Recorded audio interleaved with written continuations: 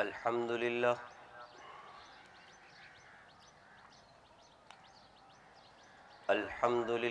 نحمده ونستعينه ونستغفره ونؤمن به ونتوكل عليه ونعوذ بالله من شرور أنفسنا ومن سيئات أعمالنا من يهده الله فلا مضل له ومن يضلله فلا هادي له ونشهد أن لا إله إلا الله وحده لا شريك له ونشهد أن سيدنا ومولانا محمدا عبده ورسوله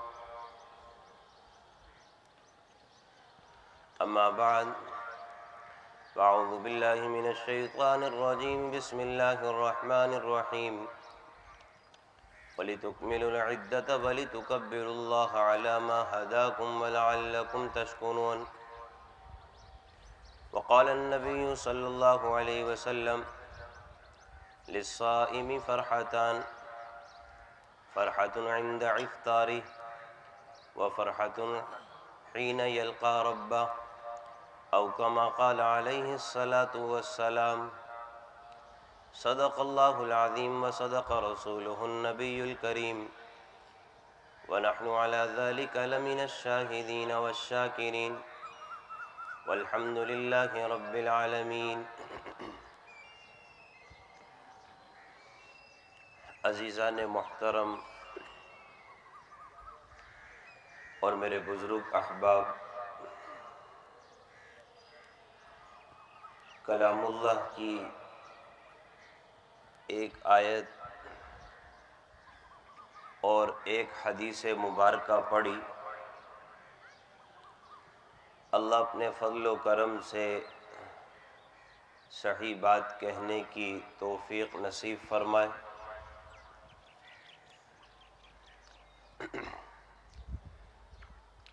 سب سے پہلے عرض یہ ہے کہ اللہ کی بارگاہ میں شکر ادا کرنے کا اہتمام کیا جائے. اللہ نے محض اپنے فضل و کرم سے ماہ مبارک نصیب فرمایا. رمضان کے روزے نصیب فرمائے، رمضان کی تراویح نصیب فرمائی، رمضان میں اپنے ذکر کی سعادت نصیب فرمائی، رمضان میں قرآن پڑھنا، اللہ کو یاد کرنا نصیب ہوا. شکر کرنے کی وجہ یہی ہے کہ اللہ عز و جل نے یہ بات ارشاد فرمائی لَإِن شَكَرْتُمْ لَأَزِيدَنَّكُمْ، تم اگر شکر ادا کرو گے ہماری نعمت میں اضافہ ہوگا. تو سب سے پہلے اللہ کی بارگاہ میں شکر ادا ہو. باری تعالی ہم اس قابل نہ تھے، پھر بھی آپ نے ہمیں نواز دیا، پھر بھی آپ نے ہمیں ماہ مبارک نصیب کر دیا. ہم نے کوئی اتنی بڑی بڑی عبادتیں سر انجام دے کے، صحیح بات یہ ہے کہ آپ کو راضی کرنے کی کوشش نہ کر سکے. ہماری 11 مہینے کی عبادت کوئی ایسی نہ کہ ہمیں اتنا بڑا یہ انعام نصیب ہو جائے. رمضان المبارک کا مہینہ، لیکن پھر بھی اللہ نے اپنے فضل و کرم سے ہم پر رحم کھاتے ہوئے، معاملہ درگزر کرتے ہوئے ماہ مبارک نصیب کیا. یہ اللہ کا فضل تھا، اللہ کا رحم تھا، اللہ کا کرم تھا، اللہ کی نوازش تھی، اللہ کی طرف سے عنایت تھی. ورنہ ہم جانتے ہیں کہ ہم اللہ کے کتنے فرما بردار تابعدار، اللہ کو راضی کرنے والے، انعام تو بڑا ان لوگوں کو ملا کرتا ہے جو بڑی فرما برداری کا اظہار کریں، رضا پانے کا اہتمام کریں۔ دنیا کا دستور ہے بڑی انعام والی چیز اسی کو نصیب ہوتی ہے جس کی طرف سے بڑی فرما برداری کا اظہار ہو، لیکن ہم جانتے ہیں کہ ہم کون ہیں اور ہمارا اللہ سے کیا تعلق ہے، اللہ کو راضی کرنے کا ہمارا کیا اہتمام ہے، لیکن وہ ذات جب دینے پر آتی ہے اپنے شایان شان نصیب کرتی ہے، اپنے شایان شان نصیب کرتی ہے۔ تو اس نے اپنی شان کے مطابق ہمیں رمضان نصیب کیا، ورنہ ہم اس قابل نہ تھے، ہم اس لائق نہ تھے، یہ محض اللہ کا فضل رہا۔ تو اللہ کی بارگاہ میں آدمی شکر ادا کرنے کا اہتمام کرے، باری تعالی آپ کی بارگاہ میں شکر گزار ہوں کہ آپ نے مجھے یہ اتنا بڑا انعام والا، فضل والا، عظمت والا مہینہ نصیب کیا۔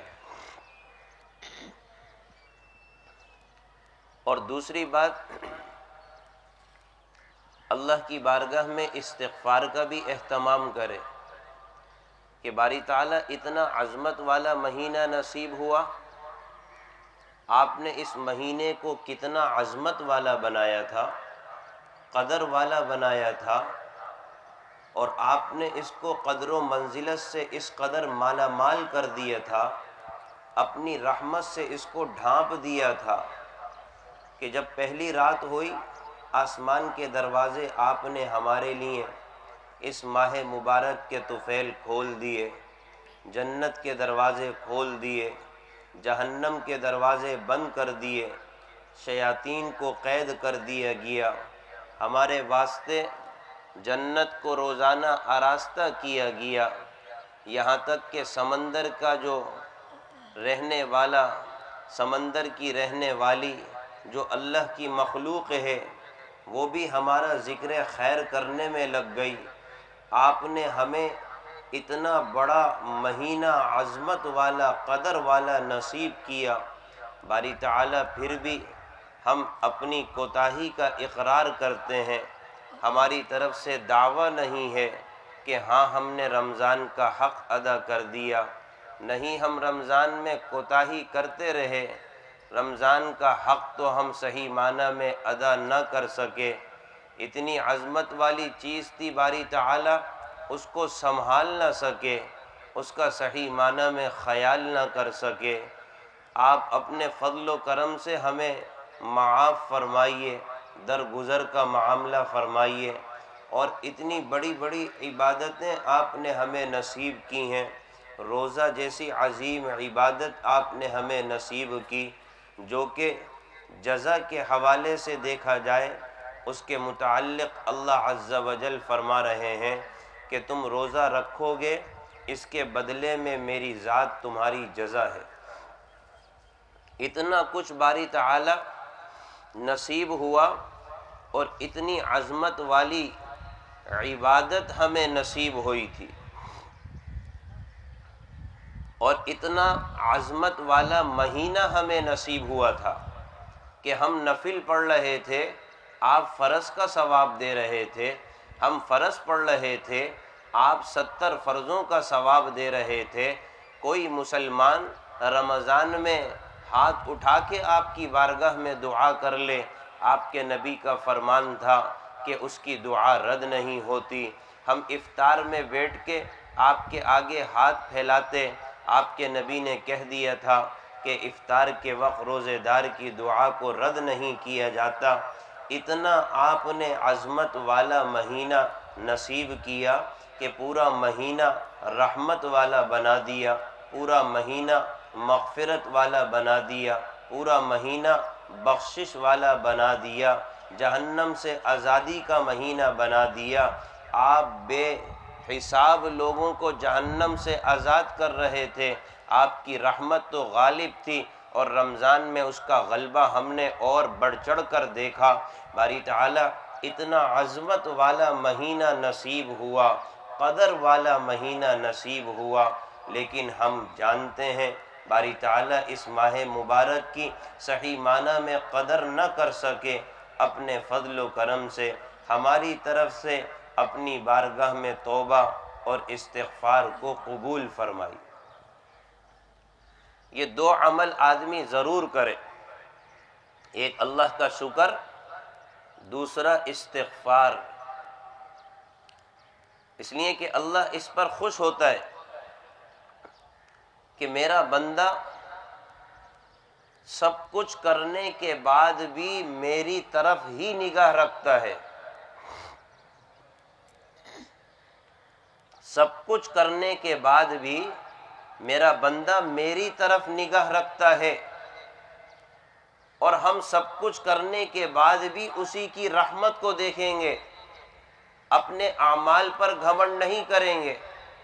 قرآن کریم کی آیت پر آپ غور کیجئے، نیک لوگوں کا قول کیا نقل کیا؟ الذین یقولون ربنا اننا آمنا، اننا آمنا، آگے کیا کہتے ہیں نیک لوگ؟ اننا آمنا، ہم ایمان لے کر آ گئے۔ یہ تو بہت بڑی سعادت کی چیز ہے، آگے اپنے اعمال نہیں گنوا رہے، اتنا کہہ دیا اننا آمنا، آپ کو مان لیا باری تعالی، آپ پر ایمان لے کر آ گئے۔ لیکن نیک لوگ، ان کا کلام قرآن میں دیکھا جائے، نہ انہوں نے اپنی نماز کا ذکر کیا، نہ اپنے حج کا ذکر کیا، نہ اپنی زکوٰۃ اور صدقات کا ذکر کیا، نہ اپنے اعمال کا ذکر کیا، نہ اپنی فرما برداری کا ذکر کیا، نہ اللہ کو یاد کرنے کا ذکر کیا۔ براہ راست ذکر کیا تو کیا کیا؟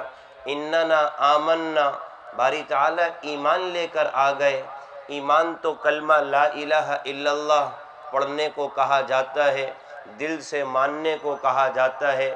باری تعالیٰ دل سے آپ کو مانا، آپ کے رسول کو مانا، اس کے آگے اگر اعمال کی بات کرتے ہیں تو باری تعالیٰ ہمارے اعمال قابل ذکر نہیں ہیں کہ ہم ایمان کے بعد کہہ سکیں کہ ہم نمازی ہیں، ایمان کے بعد کہہ سکیں کہ ہم روزے والے ہیں، ایمان کے بعد ہم کہہ سکیں کہ ہم حاجی ہیں۔ ہم اپنے ایمان کا بعد ایمان کے اپنے اعمال کا آپ کو کیا واسطہ دیں؟ باری تعالیٰ ہم اس لائق نہیں ہیں، ہم اس قابل نہیں ہیں، بس ہم اتنا کہتے ہیں اننا آمنا، ہم ایمان لے کر آ گئے، آگے آپ کی ذات ہے۔ ہم براہ راست کہتے ہیں فاغفر لنا ذنوبنا، ہمارے گناہوں کو معاف کریں۔ کس کو ذکر کر رہے ہیں؟ گناہ، یعنی انسان، نیک لوگ اپنی عبادت نہیں، تیسرا پارہ اٹھا کے دیکھ لیا جائے، عبادت ذکر نہیں کی، براہ راست کیا کہہ دیا؟ فاغفر لنا، یعنی کہ فاغفر لنا کے اندر دو باتیں ظاہر کر دیں۔ باری تعالیٰ میں کوتا ہوں، میں کمزور ہوں، میں ناتواں ہوں، میں غلطی کر جاتا ہوں، میں خطا کا پتلا ہوں۔ مغفرت تو اسی کی ہوگی نا بھائی، مغفرت اسی کی ہوگی کہ جو قصوروار ہو۔ نیک لوگوں کا حال یہ ہے، تیسرے پارے میں نیک لوگ کیا کہہ رہے ہیں؟ آمنا، ایمان لے کر آ گئے۔ باری تعالیٰ آگے اعمال کسی لائق نہیں ہے کہ ہم اعمال کی بنیاد پر آپ سے کچھ کہہ سکیں۔ اعمال تو اعمال، ہم تو ہیں ہی گناہگار، ہم آپ کو صحیح معنی میں راضی کرنے والے نہیں ہیں، ہم آپ کو ناراض کرتے چلے آئے ہیں، تو ہم اقرار کرتے ہیں، تبھی تو ہم سوال کر رہے ہیں کہ ہمارے گناہوں کو معاف فرمائیے۔ یہ عجیب نیک لوگوں کا بیان ہے، فاغفر لنا ذنوبنا، فاغفر لنا ذنوبنا، اور آگے کیا کہتے ہیں؟ وکفر عنا سیئاتنا، وکفر عنا سیئاتنا، ہمارے گناہوں کو مٹا بھی دی۔ اللہ کی شان کیا ہے؟ مغفرت کے بعد گناہوں کو مٹا بھی دیتا ہے۔ ہم نے اللہ کی بارگاہ میں توبہ کی، جس زمین پر گناہ کیا وہ زمین شہادت بن جاتی ہے، لیکن جب مومن استغفار کرتا ہے اس کی شہادت مٹا دی جاتی ہے۔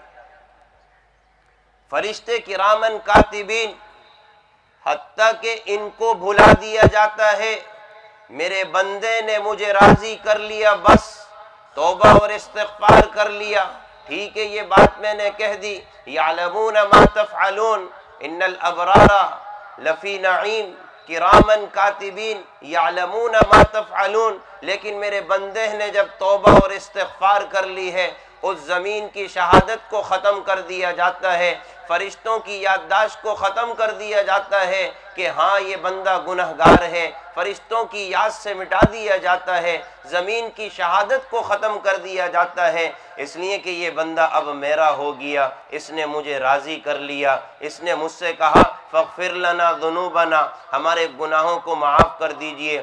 آگے مجھ سے سوال کر رہا ہے وکفر عنا سیئاتنا، ہمارے گناہوں کو معاف نہ کر بلکہ ہمارے گناہوں کو مٹا بھی دیجئے، تاکہ زمین بھی ہمارے خلاف شہادت نہ دے سکے، ہمارے ہاتھ بھی کل قیامت کے دن ہمارے لیے شہادت نہ دے سکیں، ہمارے اعضاء اور جوارح کل قیامت کے دن ہمارے خلاف شہادت نہ دے سکیں، اس لیے کہ سورہ یاسین میں اللہ نے فرما دیا ہے یہ تمہارے اعضاء کل قیامت کے دن تمہارے خلاف گواہی دیں گے، لہذا اللہ کی بارگاہ میں کہتے ہیں فاغفر لنا ذنوبنا وکفر عنا سیئاتنا، ارے ہمارے گناہوں کو آپ معاف کرنے کے بعد مٹا بھی دیجئے تاکہ ہم کسی کے سامنے رسوا نہ ہو سکیں۔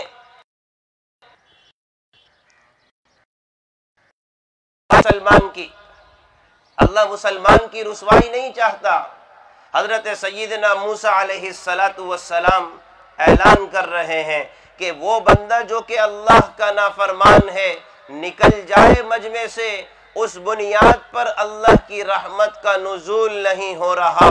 حضرت موسیٰ علیہ السلام اعلان کرتے ہیں، ابھی اعلان سے فارغ ہوتے ہیں بارش کا نزول ہو جاتا ہے، باری تعالیٰ سے عرض ہوتا ہے باری تعالیٰ وہ بندہ ابھی باہر نہیں آیا مجمع سے اور آپ نے بارش کا نزول کر دیا، آخر اس کی کیا وجہ ہے؟ پہلے گناہگار بندہ تو باہر آتا پھر رحمت کا نزول ہوتا۔ اللہ عز و جل فرماتے ہیں اے موسیٰ اب وہ بندہ ہمارا ہو گیا۔ اور کیسے ہوا؟ یہاں اعلان کیا، اس نے اپنے سر کو جھکایا اور کہا کہ استغفر اللہ ربی من کل ذنب واتوب الیہ، اللہ بہت جلدی راضی ہو جاتا ہے، اللہ بہت جلدی راضی ہو جاتا ہے۔ اس انسان کو راضی کرنے کے لیے اس کے آگے پیچھے بھاگنا پڑتا ہے، وہ ذات کہتی ہے تم سچے دل سے ایک بار استغفار کہہ دو، آسمان بھر کے گناہ لے کر آؤ، زمین بھر کے گناہ لے کر آؤ، سارے گناہ معاف کر دوں گا۔ تو وہ ابھی باہر نہیں نکلا، باری تعالیٰ ابھی باہر نہیں آیا، آخر کیا بات ہے؟ اے موسیٰ وہ 40 سال سے ہمارا نافرمان تھا، ہم نے اس کے گناہوں کو تم پر ظاہر نہ کیا، اے موسیٰ اب وہ ہمارا فرما بردار ہو گیا، اب جب وہ ہمارا ہو گیا تو ہم آپ کے سامنے لا کر کیسے رسوا کر دیں؟ آپ کے سامنے لا کر کیسے رسوا کر دیں؟ تو اہل ایمان کیا کہہ رہے ہیں؟ فاغفر لنا ذنوبنا وکفر عنا سیئاتنا، باری تعالی گناہوں کو معاف کرنے کے بعد اس کو مٹا بھی دیجئے۔ اور اہل ایمان کو اللہ کی ایک صفت اور معلوم ہے، اہل ایمان کو اللہ کی ایک صفت اور معلوم ہے، ایک تو زمین کی شہادت کو ختم کرنے کا سوال، ایک تو اعضاء اور جوارح کے ختم کرنے کا سوال، وَتُكَلِّمُنَا أَيْدِيهِمْ وَتَشْهَدُ أَرْجُلُهُمْ، سورہ یاسین پڑھتے ہیں نا بھائی، وَتُكَلِّمُنَا أَيْدِيهِمْ وَتَشْهَدُ أَرْجُلُهُمْ بِمَا كَانُوا يَكْسِبُونَ، جو ہم کرتے تھے یہ ہمارے ہاتھ، یہ ہمارے اعضاء کل قیامت کے دن اللہ کی بارگاہ میں گواہی دیں گے۔ اللہ سے کہہ رہے ہیں باری تعالیٰ ایسے گناہ کو معاف کر کہ یہ ہمارے اعضاء بھی بھول جائیں، ہمارے پاؤں بھی بھول جائیں، فرشتے بھی بھول جائیں، زمین بھی شہادت دینے سے عاجز آ جائے، آپ کی ذات بڑی ارحم الراحمین ہے۔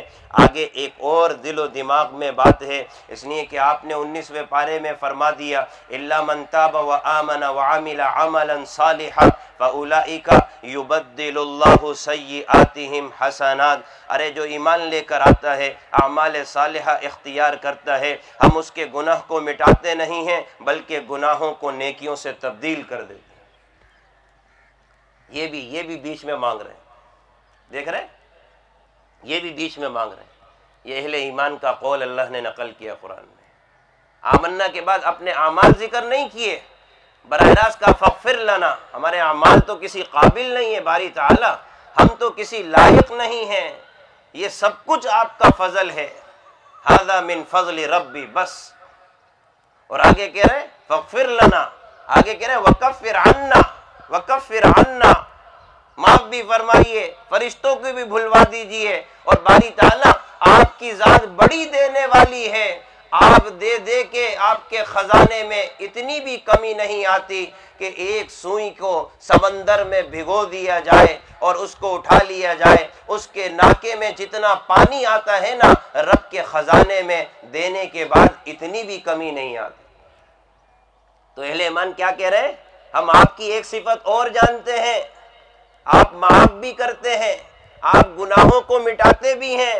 باری تعالیٰ آپ کے نبی نے آپ کے قرآن میں ہمیں بتا دیا، اس لیے کہ قرآن بذریعہ نبی آیا، ہمیں بتا دیا وہ ذات ایسی ہے، وہ ذات ایسی ہے من تاب وآمن وعمل عملا صالحا، توبہ کرو گے، ایمان لے کر آؤ گے، اعمال صالحہ اختیار کرو گے، وہ ذات صرف فغفر لنا نہیں کرے گی، وہ ذات صرف وکفر عنا نہیں کرے گی، بلکہ اس ذات کو کہا جاتا ہے کہ یبدل اللہ سیئاتہم حسنات، وہ تمہارے گناہوں کو نیکیوں سے تبدیل کر دی۔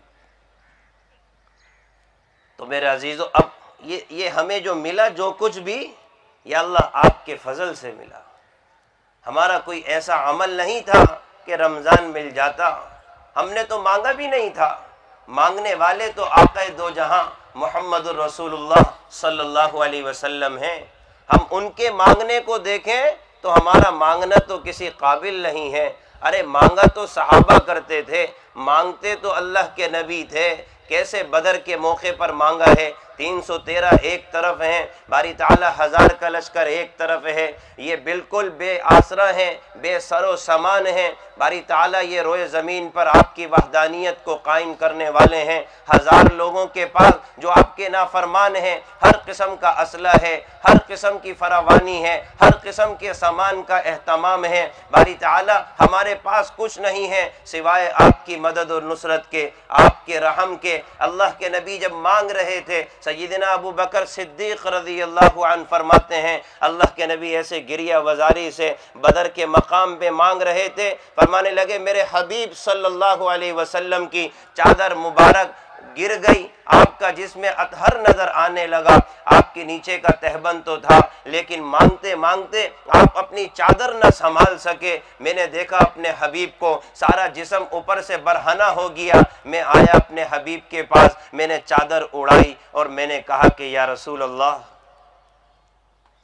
یا رسول اللہ، وہ ذات بہت بڑی ہے، ہماری مدد کرے گی، نصرت کرے گی، ہم 313 ہیں، بے آسرا ہیں، بے سر و سامان ہیں، یا رسول اللہ آپ کیا کس انداز سے اللہ سے مانگ، اللہ کے نبی ایسے مانگ رہے۔ تو وہ ذات دینے والی اور مانگنے والے تو وہ تھے بھائیوں، مانگنے والے تو وہ تھے، ہم نے مانگا ہی کیا تھا جو اللہ نے ہمیں نصیب کر دیا، اللہ نے ہمیں عطا کر دیا۔ تو اب میرے عزیزو، ایمان والوں کا قول نقل کریں، بس آمنا فاغفر لنا۔ ہم نے روزے رکھ کر کوئی بہت بڑا کمال نہیں کیا، باری تعالیٰ صرف آپ کی رحمت کے محتاج ہیں۔ کس کے محتاج ہیں؟ اللہ کی رحمت کے محتاج ہیں۔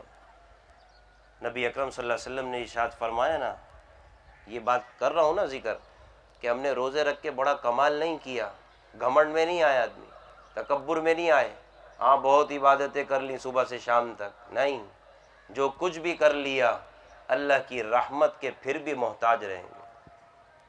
جو کچھ بھی کر لیا اللہ کی رحمت سے خارج نہیں ہو سکتے۔ آپ فرما رہے ہیں کہ کوئی بھی جنت میں نہیں جائے گا سوائے اللہ کے رحم کے، سوائے اللہ کے رحم کے جنت میں جاؤ گے۔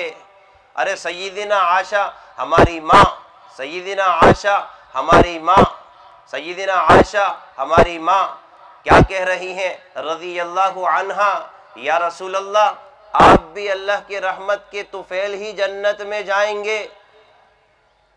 عبادت تو اللہ کے نبی کی تھی، ان کی عبادت کو سلام ہے، ان کی عبادت پر عقیدہ ہے، ان کی عبادت پر ایمان ہے کہ ہاں وہ اللہ کو راضی کرنے والے تھے، اور پھر بھی وہ راضی کیا کرتے تھے؟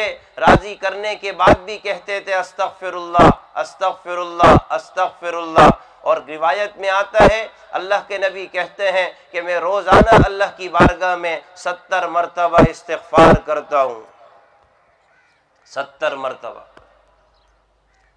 ان کا عبادت کا یہ حال کہ حضرت سیدہ عائشہ ہماری ماں، ہماری ماں، ہماری ماں حضرت سیدہ عائشہ رضی اللہ عنہا کہہ رہی ہیں یا رسول اللہ اپنے اوپر رحم کھائیے، یا رسول اللہ اپنے اوپر رحم کھائیے۔ جب آپ کھڑے ہونے پر آتے ہیں آپ کے پاؤں میں ورم آ جاتا ہے، اور جب آپ کھڑے ہونے پر آتے ہیں، ایک صحابی رسول کا بیان ہے اللہ کے نبی نے کہا اللہ اکبر، تو میں نے کہا کہ نبی کی اتباع اور اقتداء میں کھڑا ہو جاؤں، اور کہنے لگے کہ میرے نبی نے سورہ فاتحہ ختم کی، میرے نبی نے سورہ بقرہ ختم کی، میرے نبی نے سورہ آل عمران ختم کر دی، میرے نبی نے کھڑے کھڑے سورہ نساء ختم کر دی، میرے نبی نے کھڑے کھڑے سورہ مائدہ ختم کر دی، میرے نبی نے جب سورہ انعام شروع کی فرمانے لگے میں نبی کے بس کا نہیں رہا، نبی کی طاقت کا نہیں رہا، مجھ میں ہمت نہیں تھی کہ اللہ کے نبی کے ساتھ معیت میں کھڑا ہو جاؤں۔ یہ آپ کے قیام کا حال، اور نماز پڑھنے پر آتے ہیں تو اتنی لمبی نماز پڑھ رہے ہیں کہ یا رسول اللہ آپ کیا کر رہے تھے، یا رسول اللہ کیا کر رہے تھے، یا رسول اللہ کیا کر رہے تھے؟ ارے اللہ کو راضی کر رہا تھا۔ ارے یا رسول اللہ یہ کیسی عبادت تھی؟ یہ اللہ سے امید کی عبادت تھی، یہ اللہ سے رجوع کی عبادت تھی، یہ خوف کی عبادت تھی، اللہ سے خوف کی عبادت مانگ۔ اور اس عبادت کے بعد بھی کیا کہہ رہے ہیں؟ موجودہ وقت کے اعتبار سے یہ بات سمجھ لی جائے کہ آج دنیا کے اعتبار سے یہ جو بات پھیلا دی گئی ہے کہ ہم کسی وجہ سے ختم ہو جائیں گے، آج دل و دماغ میں ایسا فلسفہ بٹھا دیا کہ ہم یہ سمجھنا ذرا بھول گئے کہ موت دینے والی ذات اللہ کی ہے، موت دینے والی ذات اللہ کی ہے۔ جو کچھ بھی پس منظر میں ہے میرا عزیز و مسلمان، بہرحال تھوڑا اوپر سے رابطہ کم ہو گیا، تھوڑا سا ذہن نیچے آ گیا، انکار نہیں کر رہا، انکار تو کفر ہے، تھوڑا ذہن نیچے آ گیا۔ اس ذات پہ یقین، باری تعالی موت آپ کے قبضے میں ہے، زندگی آپ کے قبضے میں ہے، ساری کائنات مل کر مجھے نقصان پہنچانا چاہے، اگر آپ کی طرف سے فیصلہ نہ ہو کوئی مجھے نقصان نہیں پہنچا سکتا، کوئی نقصان نہیں پہنچا سکتا۔ تو اللہ کے حضور نبی اکرم صلی اللہ علیہ وسلم کیا دعا کر رہے ہیں؟ باری تعالی میری امت کے اوپر کوئی ایسی تباہی اور وباہی نہ پہنچائی ہو کہ ساری امت ہلاک ہو جائے۔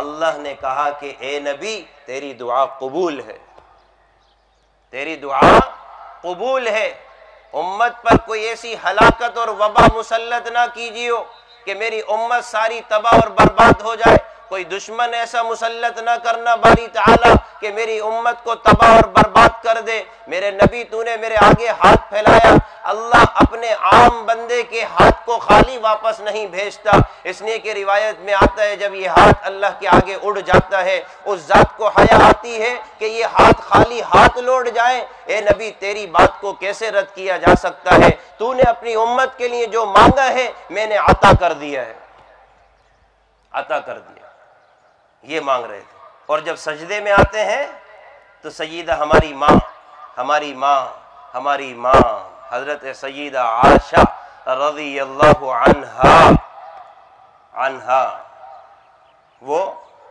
سجدے میں جانے کے بعد گھبرا جاتی، میرا نبی اب تک کے سجدے سے نہیں اٹھا، آخر بات کیا ہے؟ کہیں ایسا تو نہیں کہ خالق حقیقی سے ملاقات کرنے چلا گیا، دنیا سے رخصت ہو گیا؟ اما عائشہ رضی اللہ عنہا اپنے خاوند کے پاؤں کو حرکت دیتی، ہاں یا نبی اللہ، آپ سجدے میں اللہ سے ملاقات کر گئے یا ابھی دنیا کی زندگی میں باقی ہیں؟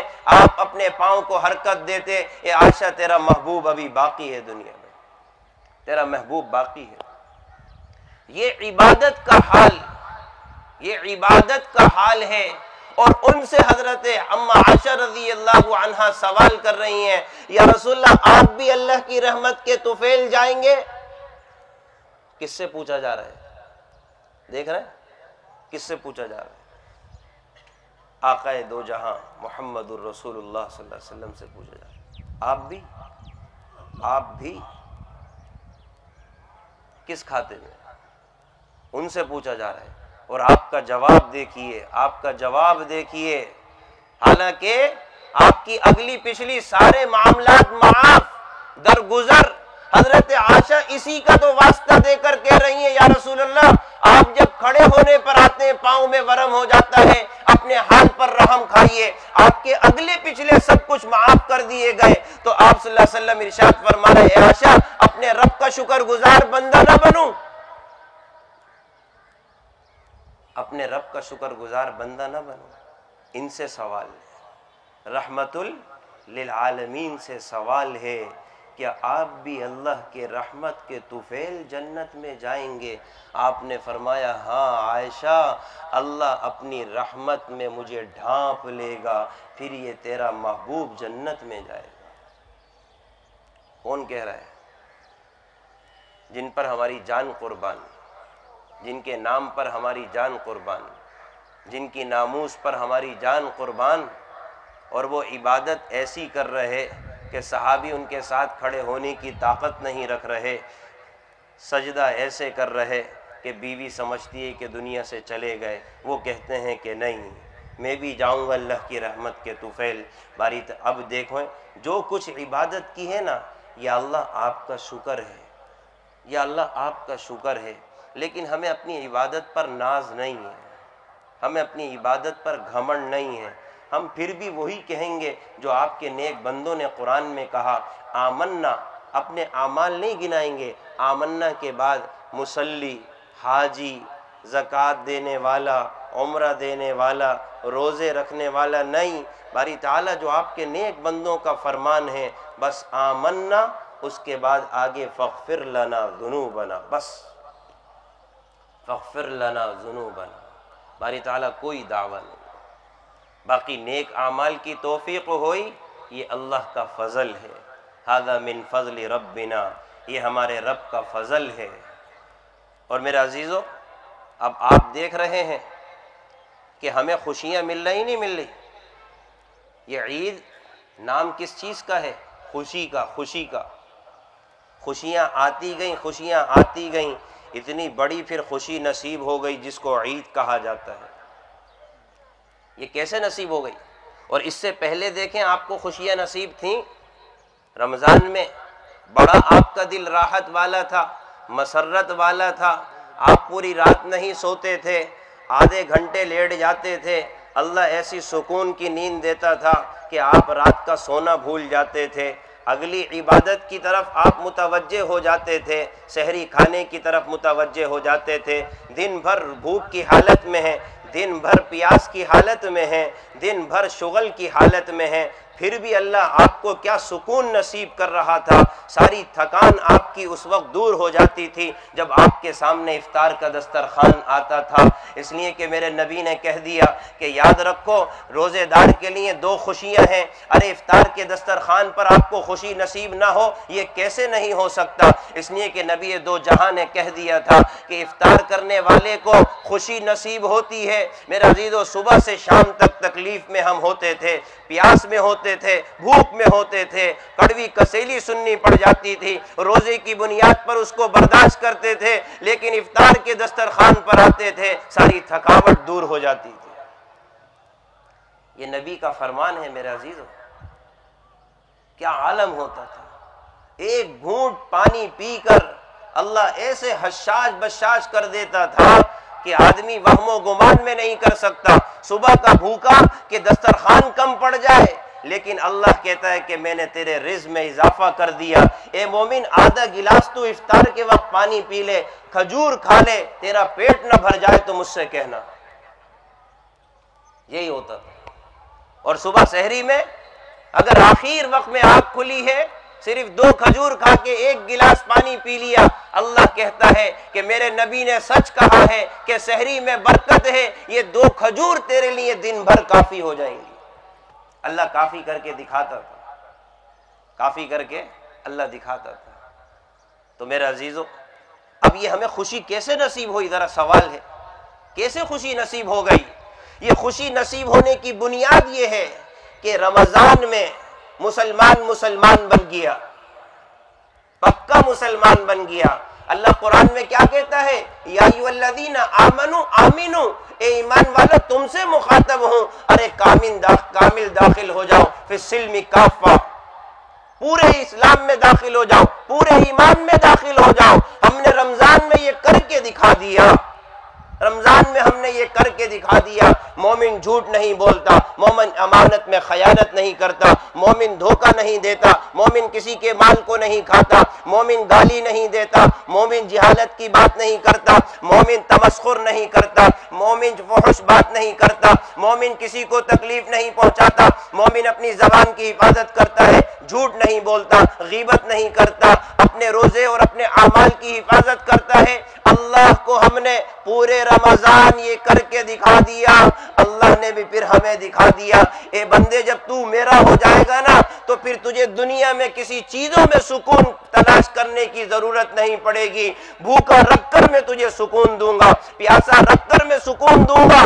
اللہ نے رمضان میں ہمیں بتا دیا کہ دیکھو سکون اگر تمہیں نصیب ہوگا رب کی اطاعت میں نصیب ہوگا. بذکر اللہ تطمئن القلوب، ارے اللہ کی یاد، اللہ کی فرما برداری سے دلوں کو راحت اور اطمینان ملتی ہے. آج مسلمان اپنی راحت اور اطمینان کے لیے سارے اسباب کو اکٹھا کر لیتا ہے، معاشرہ تبدیل کرتا ہے، سوسائٹی تبدیل کرتا ہے، گھر کا فرنیچر تبدیل کرتا ہے، گھر تبدیل کرتا ہے، لیکن کہتا ہے سکون نہیں مل رہا. وجہ کیا ہے؟ سب کچھ تبدیل کر لیتا ہے، اپنے آپ کو تبدیل نہیں کرتا. رمضان میں کچھ نہیں ملا، کھانے کو نہیں ملا، پینے کو نہیں ملا، آرام کو نہیں ملا، لیکن اپنے آپ کو تبدیل کر دیا تو رب نے بتا دیا سکون میری اطاعت میں ہے.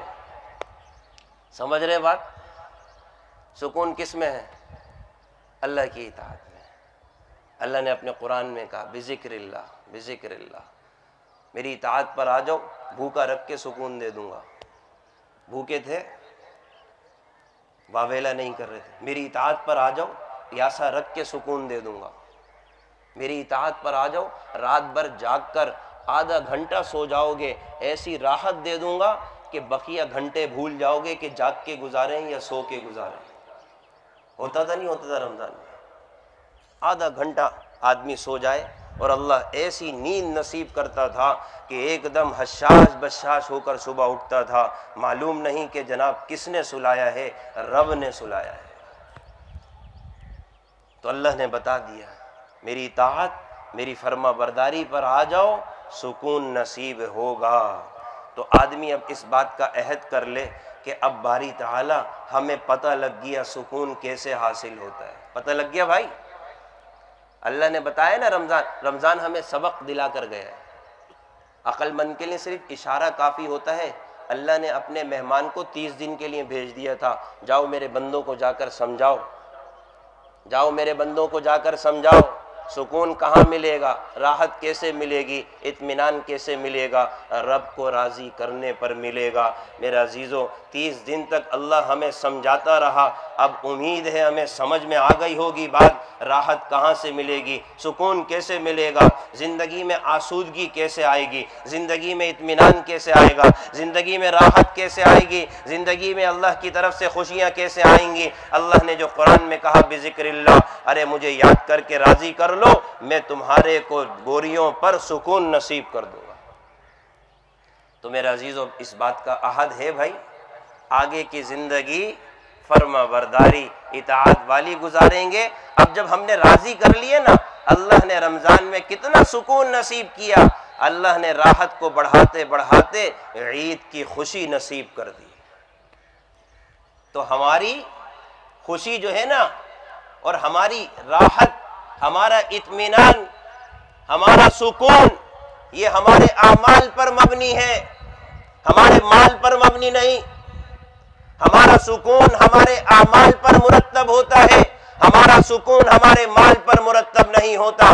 آج ہمیں اپنا ذہن صاف کرنا پڑے گا کہ اگر سکون ملے گا اعمال سے ملے گا، نہ کہ مال سے ملے گا، ورنہ فقیروں کو پھر جناب والا مال نصیب نہیں ہے، وہ سکون کی نیند کیسے سو جاتے ہیں؟ یہ ایک سوال ہے، اس کا جواب دیا جائے۔ اعمال اعمال تو میرے عزیزو بس اعمال پر آ جائیں، اللہ کو راضی کرنے پر آ جائیں۔ اللہ صرف رمضان میں ارحم الراحمین نہیں ہے، اللہ ہمیشہ کے لیے ارحم الراحمین ہے۔ ہم ہمیشہ کے لیے فرما برداری پر آ جائیں، اللہ اسی طرح سے راحت، امن، چین، سکون ہمیں نصیب کرے گا۔ اللہ سمجھ کی عمل کی توفیق نصیب فرمائے۔ نماز